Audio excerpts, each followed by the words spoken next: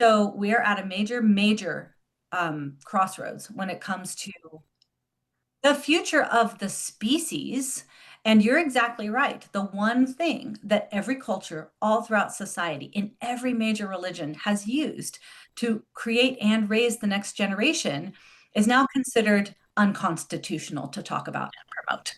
Katie Faust, what a wonderful joy it is to speak to you again. I can't believe I get to spend time with you when you spend time with the likes of Jordan Peterson and so many other famous people these days. And yet here you are talking to me. What a privilege. For anybody who doesn't know, first of all, go and look at the previous conversations we've had because they're brilliant. But you are president and founder of Them Before Us, a book and a wonderful organization which really says actually we should be putting children's needs before adults' desires and structuring society in that way. And you go into lots of detail about it. Have I kind of summarized the organization? Yeah, like pretty much do my PR for me, Tony. Nice job. Yeah, well, it's great to talk to you again. We're going to talk today about one of the topics that you address as part of that much wider discussion about putting children's needs above adults' desires. And it's, of course, this issue, the perennial issue of same-sex marriage. And the reason we're talking about that today is because this week we've had the 10th anniversary of the US Obergefell decision, which what you're there. You tell us exactly what happened and what that was about. Well, leading up to the Supreme Court's decision in Obergefell, there were a variety of states that had legislatively legalized gay marriage, but many, many more, close to 30, that had codified male-female marriage in their constitution or their laws through a vote of the people. And so what the Supreme Court really did is they overrode the explicit will of the people in more than half of the states in what many judicial scholars would say was an illegitimate pathway to that legal decision. That since the Constitution is silent on marriage, it really is a states' rights issue. But the Supreme Court sort of invented a right to marriage, very similarly to how they invented a right to abortion in Roe versus Wade. And so legal scholars have said, both of those were shaky legal decisions. So anyway, like I don't go out there critiquing gay marriage as a problem because it infringes on state rights. I critique same-sex marriage because it infringes on children's rights. Yep, yep, That children are yep, the victims when you redefine marriage. And yep. I submitted an amicus brief to the Supreme Court in the Obergefell decision where I made that case. Like there was hundreds of briefs submitted on both sides of that decision. And I was one of a few that said, this whole thing comes down to the kids. I co-authored it with a woman named Heather Barwick, who was raised by two moms. I have a mother in a same-sex relationship. So we were saying, look, we have people in the LGBT community that parented us, but we are here to tell you that this decision is not about, this is not some form of national therapy for gay people. Like that's not what marriage is. Marriage is a matter of justice for children because it is the only relationship that unites the two people to whom children have a natural right.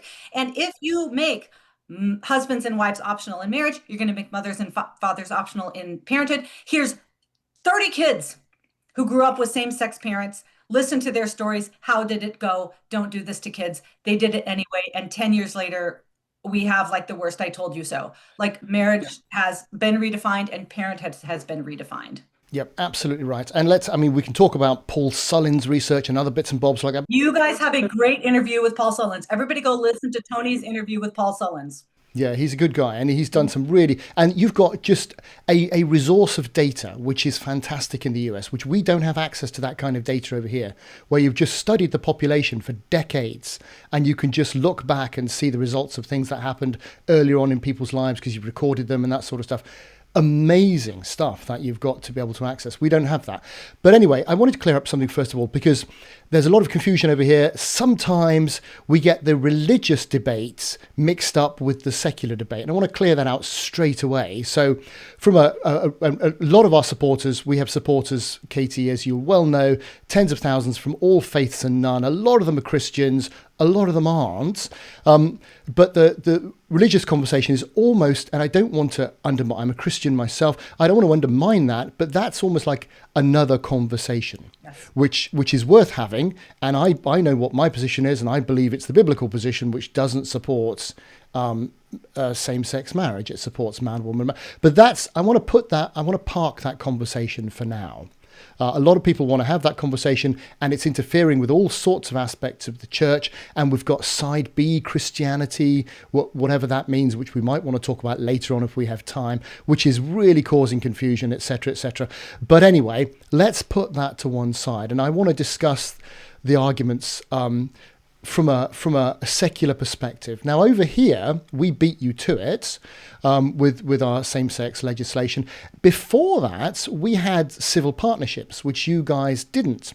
So effectively, the rights thing was taken care of in a liberal democracy. Two people of the same sex want to have the same rights that two heterosexuals have.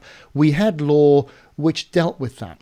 But then that wasn't enough, because we had this thing in the Equalities Act which says, well, look, these people deserve the same rights as you referred to earlier on, because love is love. They're born this way. It's not their fault. And so, therefore, why can't they have marriage? Now, that was the thing which swayed opinion at the time. I mean, it was pushed through Parliament. If there'd been a vote, a national vote, the country would have voted against it very clearly at the time. But that never took place. But there was this emotional love is love debate based on the fact that people are born this way. You've written on that. Recently, and well, previously you've written a lot on it, but recently you published something on your blog, and we'll put that up. Tell us what you wrote and why you wrote it. So I actually, I used to write about this all the time. I've helped develop curriculum for an incredible organization called Canavox.com, that studies all of these love, romance, friendship, marriage, sex from a natural law perspective. And so we have a lot of items in our reading list for a variety of different ages, understanding same-sex attraction. So I used to be really deep into this literature, and I used to be much more familiar with kind of where the studies are off the top of my head. But I was talking, I think I said something on Twitter, X, of well, people aren't necessarily born gay. You're not born that way, but it's also not a choice. And I kind of let it hang out there, and then you get all the Christians going, of course it's a choice. Yeah. And then you get all the gays going, I did not choose this. And so I just did a quick recap on here's what the studies say. Here's what we know about people who go on to develop a same-sex attraction. And the whole thing, is it a choice or is it genetic, is a false binary? It's actually neither. From a pure, if you want a really simple answer, you're not born gay. There's no evidence that you're born gay. But also, when it comes to that sort of organic development of a romantic same-sex attraction, nobody chooses that organic manifestation. Some people will choose the identity. In the United States these days, it's a lot more socially acceptable to identify yourself as a bisexual, bisexual if you're a white middle-class girl, than it is to say I'm a heterosexual middle-class white girl. And so you might choose the identity, but you don't choose necessarily to have these kinds of same-sex romantic attractions develop in your adolescence. Yeah, and that, I mean, that's a summary of an awful lot of literature and an awful lot of, including the largest ever genome studies and twin studies and everything else. And the evidence seems to point to the fact that, well, you're not, as you summarized well there, you're not genetically born same-sex attracted. However, you may be born with a very sensitive personality, and you may experience things in your very early childhood, which means you end up making certain choices, or not choices and decisions, but having certain predilections which aren't necessarily a choice, because those were the circumstances given to you in your early childhood. You didn't necessarily weren't in a position to choose how you reacted or responded. If you are to be born gay, it would mean one of two things. Either it was genetically predetermined, or there was something that took place in utero hormonally that led you to the place where you develop same-sex attraction. There's, like you said, Tony, based on twin studies and the largest genome study where they literally went looking for the gay gene. They couldn't find it. The researchers said there's no gay gene. There might be a few, four out of thousands that if they were in a blood, but there's no gay gene. Okay, and those researchers would say case closed. You're not born gay from the perspective of genetics alone.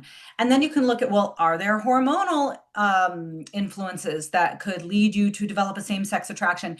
There is a flicker of possibility with that, with one category of intersex condition. There's dozens, like over 50, like recognized intersex conditions. One of them, CAH, that affects women specifically. There could be some in utero hormonal impact that leads them to develop same-sex attraction, but it's a fraction of the population. So no, there isn't in utero influence that would lead someone to develop a same-sex attraction. So then what? What is it?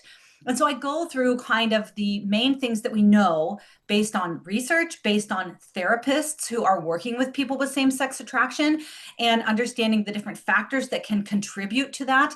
And if I were to give you a summary of all of that, it would be children were deprived of some kind of legitimate need that they had. And then the same-sex romantic attraction is an illegitimate way to meet a legitimate need. And so, like, that to me is the best encapsulation. Like you said, one of those is a sensitive disposition, especially among boys, that makes it harder for them to deal with some of the banter or the playfulness. The boys kind of express themselves with joking and playfulness that a sensitive boy might take as rejection, or he might take different kinds of boundaries and more sensitively and interpret that as rejection. So a lot of this has to do with isolation. So he's isolated. Another one is it's very rare to find a guy, especially who experiences same-sex attraction, who has always had a close, loving relationship with his father. Much more, you have absent father, abusive father, critical father. And so he did not get the paternal love. He didn't have his need for male love met through the one man that was supposed to meet that need. And then you go on to struggles to connect with same-sex peers. That is why we see in the LGBT world so many gay and lesbian groups leading anti-bullying campaigns, because they would say, well, I was bullied because I was gay. The truth is, you're probably gay because you were bullied. You were starved of the kind of same-sex friendship that you needed. And then that legitimate need for same-sex connection manifested itself in a sexual attraction once puberty hit. Unfortunately, these kids needed protection. They are much more likely to have been sexually victimized or had early sexual experience. Predatory pornography plays into this. Sometimes they will be exposed to pornography. Sometimes they'll stumble upon it. Gay porn, we know all porn is very formative when it comes to our sexual appetites. Gay porn will absolutely lead you to the place where you then crave gay connection. And then at the end of all of that, you do have an element of choice. Even though all of this attraction has been building, you choose whether or not to act on it. So there's the choice element. But all of those other things, the disposition, the rejection from your father, the starvation of same-sex peers, the protection from predators, maybe the exposure to porn, kids don't choose that. Yeah, and the whole point of that discussion is, and it's very valid in and of itself, because there's the whole conversion therapy ban type stuff which is being discussed, which is already in place in Australia. I know you've been there recently, and that kind of thing. Which there's a heavy push in the UK and in the US to and in fact we've got the situation in the UK where if you have unwanted same-sex attractions, there's no possibility of speaking to a therapist. They've got an informal concordat where they will not treat that condition. Anything else, if you can't stop thinking about women and you're a man and you want some help, that's fine. But if you can't stop thinking about men, sorry, we're not going to help. Which is quite bizarre. And I think there's a really good TED talk I listened to recently by an LGBT activist, in fact, Lisa Diamond, I think it was, and it's worth looking up, because there she says, look, you don't need to rely on this myth of born this gay to claim your rights in society. In a liberal democracy, you should be able to choose the way you live, irrespective of having to come up with an excuse which isn't really based in the science anyway. So that's worth listening to. But the point is, it's a rocky base on which to claim same-sex marriage, and that's the thing. Even liberal organizations like the American Psychological Association wouldn't say that you're born gay. I mean, they never have. They've always said this seems to be some kind of complex interplay between, you know, factors that arise naturally and then some kind of environmental influence as well. So like even the super libs have not said that you're born gay. But like you said, it was the critical component of passing this off as some kind of civil rights equal Yeah, to yeah, like yeah, equality between yeah, blacks and whites in the yeah, United yeah, States. yeah, And yeah. on the whole therapy ban, it's an absolute crime because I know people with same-sex attraction who went to therapy not to be made straight, but because they were bothered and disturbed by their attraction to the same sex. And they went to a therapist who unpacked a lot of childhood wounds and a lot of childhood struggles. And I've got several friends that say, I finally was at peace, not because they were trying to make me straight or pray the gay away, but because I was able to actually look directly at some of the trauma that led me to the Yeah. place where I Yeah. was having a really Yeah. unhealthy Yeah. connection and dependence on other women, or because, you know, where I was able to say, maybe just because I'm feeling overwhelmed and sad and lonely right now, I shouldn't get on Grindr and find a random hookup of a guy that's going to pick me up in his car and then drop me off 20 minutes later. I mean, like, it's absolutely a crime that we are saying that you do not get to investigate some of the core traumas or the deprivations that led you to the place. Even if you want it, but you don't get to talk about it. You are locked into this. This is your identity. So you like, it's stunning to me that like affirmation, you know, affirmation is the ideology that makes you run counter to your bodily design. Um, but that, you know, transition is the one where we get you to embrace your physical Yeah. body and your natural Yeah. design. It's just Yeah. bizarre. Yeah. Yeah. We would see the marriage being the term which describes what only a man and a woman can do, much like a triangle has three sides. Now, we've got words for squares that have four sides, and it's a different vocabulary. Now, that's not phobic to squares or triangles. It's good to have terms that define different things. The idea of a man and a woman procreating and bringing up their child in a long-term, faithful, monogamous relationship, to to call same-sex marriage that is a category error. That's Yeah. the point. It's not that you shouldn't be allowed in a civil society, in a liberal democracy, to have equal rights or whatever else, but to combine two categories like that is to make an error, because then you lose something. Firstly, the thing I want to come on to is the idea of monogamy. Now, we know from the studies, and I think Jordan Peterson, who you spoke to, said this. He used to be a strong advocate of same-sex marriage. I don't know whether he still is. I've heard him saying he hoped it would reduce the level of promiscuity among the gay community, but it hasn't. And that's a big problem in calling same-sex marriage. Love is love, so the emotional love is there, but actually often the evidence would say the relationships are wide open sexually, and it's At least for characterized men. by At lots and least lots for of men. partners. Yeah, the male, yeah, by their own admission, gay Yeah, male relationships are about 50% sexually open, even if they yeah, would consider themselves emotionally exclusive. Lesbians do tend yeah, to be hyper monogamous. They're just very short yeah. term in general. Yeah, yeah, yeah. But even correct me if I'm wrong. According to the research, even those relationships that would call themselves monogamous are monogamous in the sense that they've agreed a number of sleepaways a week. Therefore, they would still call that monogamous because they're not cheating. They've agreed. For gay men, yeah, that does Yeah, yeah, tend to be yeah, the case. yeah. Which again is it's a category difference to what marriage is supposed to be, which is because marriage is not necessarily orientated that two people can have a child, but that a child can have access to its biological mother and father. The idea of monogamy is fundamental to that, so you know who your parents are. You're exactly right where you're talking about this is a category error. You're redefining something that can't be redefined. I find that it's really helpful to just talk about things from the child's perspective because people will be like, well, who cares what two guys do? And who cares how long it lasts? And I don't care if we're calling a square a rectangle, like, you know, they're both going to support a house or whatever. And I think that it's really important to understand actually why all of these things intersect with child rights and well-being. And so like there's three things that marriage does that is different from every other relationship out there, different from your best friend, different from your sister, different from your tennis partner. Like there's three things that set this relationship apart from every other human relationship. So, per like Robert George and Ryan Anderson, exclusivity, right? It forsakes all others. It's complementary because it includes a male and a female. Exclusivity, complementary, and permanent, right? It's supposed to last forever. Like your tennis partner doesn't need to be with you till death do you part, but your spouse does.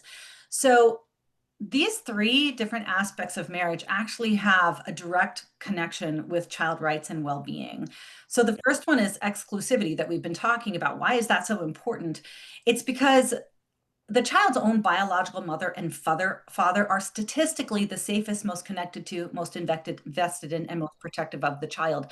And if it's exclusive to them, that means there's no other partners coming in for a night or a year or a lifetime. There's no unrelated adults in Yeah. that relationship. Yeah. And that's important because an unrelated adult of any gender, but especially an unrelated man, always increase the risk of abuse and neglect in the life of a child, right? There's more parents to love a child, whether it's a step parent family, a polygamous family, or just kind of interlopers in a ethical non-monogamous situation, which is probably what some gay relationships style themselves as. Anytime there is an unrelated adult sharing living spaces with the child's risk of abuse and neglect increases. So that exclusivity has a really specific child benefit. And it's not a marginal increase. It's statistically, it's a huge increase. It is so big that sociologists have a name for it. It's called the Cinderella effect. Like when an unrelated adult is caring for a child in a step parenting relationship or a cohabiting relationship, the child is going to be treated differently. Differently to the point of risk to their life in some cases. Like Brad Wilcox says, the most dangerous place a child can find themselves in the United States is in the home of an unrelated man left to care for the child themselves. So like it's very significant. So Yeah. that exclusivity matters for kids. Like, so that specific aspect of the marriage relationship is critical for child. If we believe kids should be safe and loved, exclusivity. So complementarity, right? It takes a man and a woman to make a baby, but that complementarity is critical for child development. Men and women offer distinct and complementary benefits to children in the way they talk to kids, discipline children, raise them, orient them towards the world, develop their gross motor skills, their fine motor skills, their cognitive development. I mean, the ways that men, and Tony, you're the king on this. You've had so many people on to talk about that. Two men cannot do the kind of child development work that kids need all day, every day. They just can't. Two men will never do developmentally what kids need. And then finally, the permanence aspect. Kids don't just need their mother and father, their own biological parents loving them and loving each other for a day or a year or 12 years or 22 years. They need it all their life. When that permanence is absent, when we redefine marriage to the point of permitting things like no fault divorce, as your email this morning pointed out, there is significant impact on the child for life. It's not correlative, it's causative. It's a causation aspect. So when you say that this relationship can be something that it's not, and you drop the exclusivity, the complementarity, or the permanence, you are harming children in 100% of cases. I mean, it makes statistical sense. You look at the population base, and you can see it very clearly exactly what's going on. When you look at it from a child's perspective, if you look at the man-woman thing a little bit further, I know we mentioned at the beginning Paul Sullins, and again, it's interesting to look at those types of conversations because when you look at especially in the UK, I've done some work recently on adoption stats. And procurement of children using third parties, which you've written on extensively yourself. The increased activity among the same-sex community, as you might imagine, is huge. And you mentioned earlier on that we seem to have moved from a position of giving a right to marriage to a position where you've now got a right to parenting. And almost that the state is obliged to support that right to parenting. The stats seem to indicate, as far as I can tell, that that's not a very good idea in terms of child outcomes, yet we're still pushing it. And from your point of view, what's going on there? Well, you're exactly right. In the in the cultural mindset, when you legalize marriage, they get everything. And I mean, there was hints of that in the US Supreme Court decision that Justice Kennedy said, um, that, there is a constellation of benefits that adults receive from marriage. And now the question is, are children a part of that constellation? And in the conceptual mind, a lot of people are like, well, yeah, of course. So it's so strange because you have to pass gay marriage on the premise that it is completely disconnected from the act of procreation. Otherwise, you wouldn't have gay marriage. But then you turn around and you say, hey, because we're married, now we need to have access to kids, right? So they killed the aspect of marriage that made marriage marriage so that they could get marriage. And now they turn around and say, actually, we really want that. And the state needs to supply it. Because here is the problem when it comes to parenthood, same-sex parents are impossible. Biologically, it is not possible for two people of the same sex to be parents of the child. And so, what biology prohibits, the state must facilitate.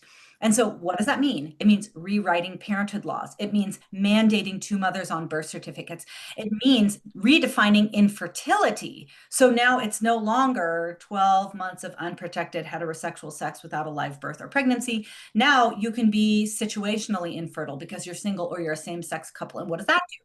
That means that now the state needs to subsidize, or your insurance company must fund the creation of motherless or fatherless children, all in the name of adult equality. So marriage and parenthood go together. And the whole you want to talk a constellation, there is a constellation of marriage and family law, and there certainly is a constellation of our understanding of family that connects marriage to parenthood. And unfortunately, we removed that core aspect of complementarity in that equation of marriage. And now kids are paying the price, and you, taxpayer, are probably funding it. And kids, according to the evidence, are paying the price from a mental health perspective. And back to the very premise of your organization, kids seem to be suffering and having less than optimal outcomes simply on the basis of adult desires. They want a child or something else like that, and that again, you've got to think, well, why are we making decisions like that? And I know you're a really busy woman, so the final thing, if you've got time, I wanted to talk about was just the incongruity of the policy conversations that we can't have now. So we've got a demographic crisis in both of our countries, and let's put aside the conversation that a lot of people are having. Oh, we got too many people anyway, so it doesn't really matter. It absolutely does matter, and there's a separate conversation to be had there as to why it matters economically, socially, all sorts of other ways. It does matter, but what the state can no longer do is promote or encourage man-woman marriage, which is the thing which brings about more children. Statistically, we know that. But because since they've taken gender out of marriage and removed the need for a man and a woman, you then can't promote that separate thing because it doesn't exist anymore.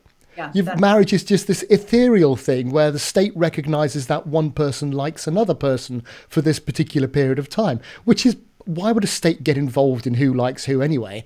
But the incongruity that it makes no sense now, and the difficulty is that neither the media, who probably wouldn't want to anyway, but the policy units struggle to say, how do we now support and promote man-woman marriage without being accused of excluding people? Yeah, well, aren't you in a big, big problem? And that's what happens when you absolutely ignore biological reality and instead put, progressive ideology on the podium as the thing to which every law, culture, and technology must bow down. Yes, there is a problem with that. And it's not just, as you know, a problem in the UK and the United States. 70% of the world lives in countries that are not replacing themselves. And there's too many people on the planet, like, hey, the 1980s called, they want their talking point back. That is absolutely not the issue at all. Overpopulation is not the issue. Underpopulation is probably the biggest problem that no one's talking about. We're going to see the extinction of entire nations. Nobody has, as far as I know, no one's been able to pull out of a fertility spiral that drops below like 1.5. And you've got several countries that are below 1.0. And so honestly, we probably won't have Koreans anymore in a couple hundred years, except for North Koreans. And the Japanese people are probably going to largely go extinct. China is in a massive panic about this right now. The Scandinavian countries have tried for years to pay their way to the point where women want to have more children, and it doesn't work. So we're at a major, major crossroads when it comes to the future of the species. And you're exactly right. The one thing that every culture all throughout society, in every major religion, has used to create and raise the next generation is now considered unconstitutional to talk about and promote. And that's a really tough one to get over. But it's another argument for actually recognizing the thing that a man and a woman can do that a man and a man or a woman and a woman can't. They can hire somebody else, but there are all sorts of other implications to that, which are wrecking society in their own ways and very bad for children in their own ways. And you look at, I mean, the immigration debate. It's not on my watch list, but at the end of the day, well, we need people in the country. If we're not producing them, we need workers. We need the next generation to do stuff that we're not creating people to do. So what do you expect? It's a very difficult situation for any government to deal with. And I'm not passing comment either way on that because it's not my thing. But it affects so many things. I'm happy to pass comment on that. I mean, obviously, you don't have the answer to this if you can't answer the fundamental question of what does it mean to be human. You can't even figure out what your national identity should be if you can't answer the question, what does it mean to be human? Get right down to the point of who are humans? How do they come to be? Who gets to decide when they're created, when they die, how they're created? Can we buy and sell them? Can we manufacture them? Can we cut and paste them? And then are they anchored to a land, a specific place and time? Do you belong to one specific nation or do you belong to the globe? You have to answer all of those questions first before then you can say, and then what is Britain and what is the United States? Is it just an idea? Is it a colonialist power? Like we can't answer the fundamental questions about things like immigration because we can't even answer the question, what does it mean to be human? Quite right. And the truth is, like, Christians are the ones that have the right answer to that question. Christians should be, I'm with you. Like, I make secular arguments for marriage, as you can see, but now we're talking about something that gets down to a theological, metaphysical kind of level. And everyone's going to have a worldview they use to answer that question. And the Christian worldview is the one that leads you to the right answer when it comes to both individual dignity and national thriving. So if you are a Christian and you're listening to this, it is time to expand your footprint in your social circle, your online presence. It is time to get very, very equipped when it comes to answers of what does it mean to be human so that you can properly inform all these other conversations we're having about marriage, reproductive technologies, immigration, and, figure out whether or not your country is going to survive. Yeah, brilliant. And it's interesting because I was in Vietnam recently doing some marriage stuff. They've had the pill as long as we've had. They've got more women in the workforce working as a proportion of their population than we have, spending longer hours. Yet their children are well adjusted. They're literate.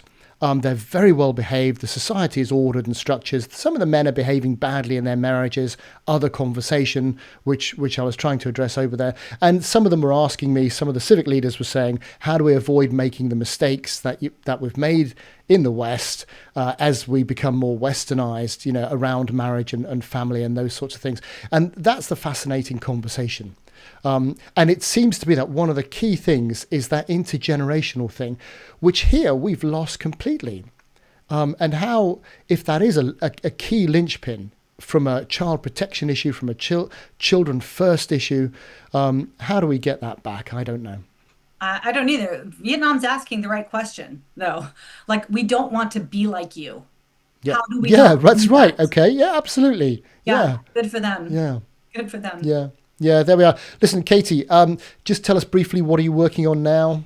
Putting together a coalition to challenge gay marriage, which, as far as I know, nobody has tried to do because it's a very difficult judicial ruling, very, in some ways, distinct from Roe versus Wade, which did allow for some daylight, some areas that we could sort of pry open and exploit. So we have to approach retaking the topic of marriage in a totally different way from a judicial perspective. But we also need to have a campaign to change public opinion, which I actually think we are in a better position to do now than we were 10 years ago. for a variety of different reasons. So, working on getting fantastic cultural influencers on board, and then also developing some materials for churches, Protestant and Catholic, because we need to turn the church into a child-centric fighting force. Oh yeah. Unfortunately, like in my world, kind of the evangelical world, I've got incredible people that have not budged at all. But in the church world, unfortunately, there is a little too much of a mindset that the church exists to be welcoming for adults, and we don't want to offend them. We don't want to cause them to stumble. But you refusing to allow adults to stumble means you're causing children to stumble. And that's actually not a decision the church gets to make. Like scripture is very clear that you can't cause one of these little ones to stumble, because if you do, you have to face God, and he has like cruel corporal punishment in mind for people that do. And so we have to tell the church that marriage is a matter of justice for children, and their job on earth as it comes to relating to the outside world is not making adults feel welcome. It is being the firewall around children. Passing on the truth as they see it from one generation to the next, not error. Oh yeah. Well, I think a lot of churches do have a right understanding about marriage, but they think, well, this is just for us. You know, this is a sacred institution. This is a reflection of Christ's relationship with his bride. So I believe this. But we need to say, no, this is God's plan A for child protection, formation, and identity discovery. And if you cannot stand publicly on this, just be really honest. You prefer your social acceptance over child protection. So we have, this crusade to retake the institution for marriage on behalf of justice for children is what I'm working on now. There's a lot to be done, but if you go to endobergefell.com, you can just put your name in and we'll keep you posted about the developments. But it is not a matter of whether or not we should, it's how we must. I'm with you 100%. That's a separate conversation to do same-sex people partnerships have equal rights in a liberal democracy. Whole other conversation. But marriage is something we need to protect and promote as a fundamental pillar of our future civilization. That's right. Without which we're just not going to get there. That's exactly right. I mean, there's individual justice for children at stake, and national survival as well. So it's very politically and personally uncomfortable to wade into this. And we understand, well, all of us, you know how it is, Tony, too. You understand the slings and arrows that you take for daring to challenge the progressive orthodoxy. But failing to do so means that children are being starved, victimized, thrown into confusion. Their development is stunted. It is unjust. And I'm sorry that we didn't have the political spine or the messaging brilliance to do it better the first time, but we're going to try to do it this time. Great. And tell us quickly, if anybody wants to read your other books, give us a quick summary, what they are, what they're called. Yeah, Them Before Us is number one, and that is sort of the manual for this children's rights movement. Them Before Us, Why We Need a Global Children's Rights Movement. That will arm you to the teeth, and no one will be able to stand against you when it comes to arguments about marriage. And it's secular evidence-based. It's not relying on scriptural arguments. It's scripturally consistent, I have to say, but it's secular evidence-based. Yeah, no Bible verses in that one. Second one, I don't know if there's Bible verses. It's called Raising Conservative Kids in a Woke City. And both of these are co-authored with Stacey Manning. And that second one is really just a manual for how to transmit your worldview to your kids when everything is lying to them, their schools, their friends, the media. How can you cultivate a worldview that reflects the good, true, and beautiful in a hostile culture? And then the third one is called Pro-Child Politics, that takes this perspective of putting kids first and applies it to every political issue, from immigration to education to national security to pornography, to masculinity, femininity, race, ESG, DEI. I mean, in the environment, energy, anything that we can, religious liberty. If we looked at all of those from the perspective of putting children first, what would policy look like? Yeah. Absolutely fantastic. And in fact, I would recommend all of those books because they've all got some of them little American context, as you would understand, but actually they're all very applicable to exactly what's going on over here. Because it all seems to be going in the same direction, almost as if there was an underlying hand pushing these nations in a particular path. But hey ho, Katie Faust, it's such a privilege to talk to you. Keep up the wonderful work and come back and talk to us soon. It's the privilege is mine, Tony. It's me that got to talk to you this morning, not the other way around.